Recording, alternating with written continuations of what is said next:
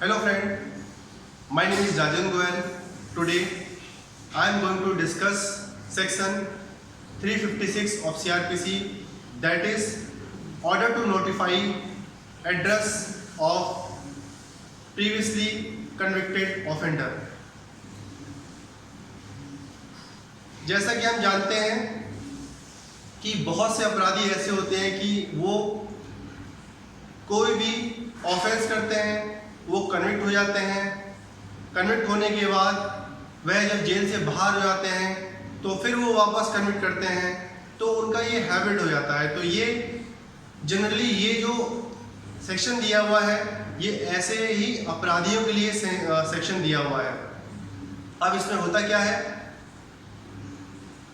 कोई भी person section 215 of IPC, ये क्या है, ये 215, मान लीजिए कि हमारे समाज में बहुत से ऐसे लोग हैं जो किसी का भी कुछ ऐसा हार्म कर देते हैं और कुछ लोग बीच बचाव में चले जाते हैं और यहाँ से इस पार्टी से जो भी एक्यूज पर्सन है, जो भी विक्टिम है, उससे पैसा लेके उससे जो भी चीज़ है वापस दिलवा देते हैं और बीच में पैसा ले लेते हैं। मतलब जिसने भी ऑफेंस किया है, जो भी एक्यूज पर्सन है, उसको बचा लेते हैं।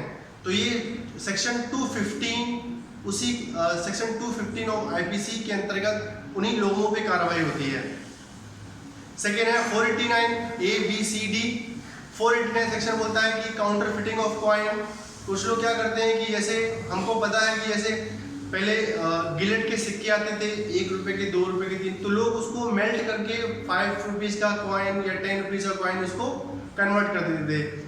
तो इससे गवर्नमेंट एक्सचेकर को नुकसान होता है। तो जो सेक्शन 489 ABCD और यही बताता है कि counter fitting of coin, fake currency और जो गवर्नमेंट स्टाम्प है उसमें भी लोग फेक यूज करते हैं। तो सेक्शन 489 ऑफ आईपीसी इसमें बताता है।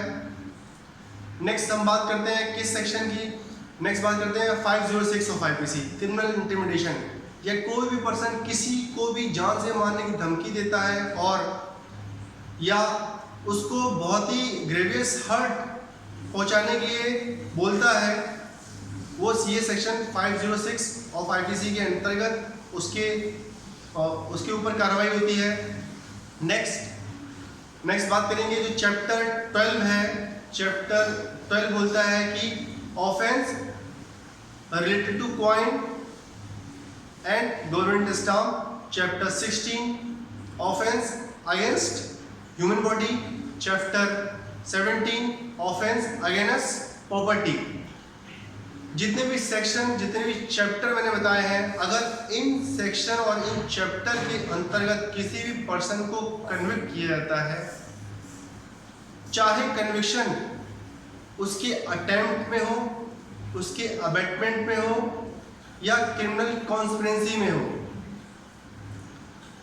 अगर इन सेक्शन और इन चैप्टर के अंतर्गत किसी पर्सन के ऊपर कार्रवाई होती है और उसे सजा 3 साल या उसके ऊपर दी जाती है, एक बार दे दी गई तो उसको वो रिलीज हो गया। जब उसको दोबारा कन्विक्ट किया जाता है इसमें, तो कन्विक्ट करते समय जज जैसा ठीक समझे, जब वो इम्प्रिजनमेंट पास करेगा उस पर्सन के लिए, तो ये वह ऑर्डर दे सकता है कि जब ये पर्सन जेल से छूटेगा उस दिन से 5 साल तक ये अपने एड्रेस को नोटिफाई कराएगा। जब ये अपना एड्रेस चेंज करेगा तो नोटिफाई कराएगा, और ये कुछ समय के लिए अगर अपने एड्रेस से एब्सेंस रहता है तो नोटिफाई कराएगा। ये सेक्शन 356 बोलता है सीआरपीसी में। उसके बाद अगर ऑर्डर पास हो गया कि भाई उसकी नोटिफाई कराने का एड्रेस, अगर उसको ऑर्डर दे दिया जज ने कि भाई आप एड्रेस नोटिफाई कराओगे, तो फिर वो अपने सजा के अगेंस्ट में अपील में चला जाएगा। अगर अपीली न्यायालय इसकी सजा को या क्वेश कर देती है या इसको छोड़ देती है, तो जो ऑर्डर एड्रेस नोटिफाई का दिया हुआ है वो भी वाइड हो जाएगा। और एक चीज़ और ये सेक्शन बताता है कि ये जो एड्रेस नोटिफाई का जो भी और रूल है, ये एप्लीट न्यायालय और कोर्ट ऑफ सेशन और हाई कोर्ट भी दे सकता है जब वह अपने exercise of power of revision करेगा, तब वह ये सेम ऑर्डर दे सकता है इस सेक्शन के अंतर्गत। फिर ये सेक्शन बोलता है कि गवर्नमेंट चाहे तो बाय नोटिफिकेशन ये कुछ ऐसे रूल बना सकती है कि ऐसे जो पर्सन हैं जो सेक्शन मैंने पहले जो सेक्शन और कुछ चैप्टर जो मैंने पहले बताए हैं उसके अंतर्गत जो भी अभियुक्त जो भी पर्सन कन्विक्ट होता है या जेल से बाहर आता है, तो वह अपने एड्रेस का नोटिफाई कराएगा जब वो घर चेंज करेगा या घर से एब्सेंट रहेगा, तब वो नोटिफाई कराएगा। अगर रूल आ गया या ऑर्डर दे दिया गया कि भाई इसको नोटिफाई कराना है, अगर वो नोटिफाई नहीं कराता है तब क्या होगा? तो नोटिफाई नहीं कराएगा तो उसके लिए उसको पनिशमेंट दिया जाएगा, और इस पनिशमेंट का ट्रायल कौन करेगा?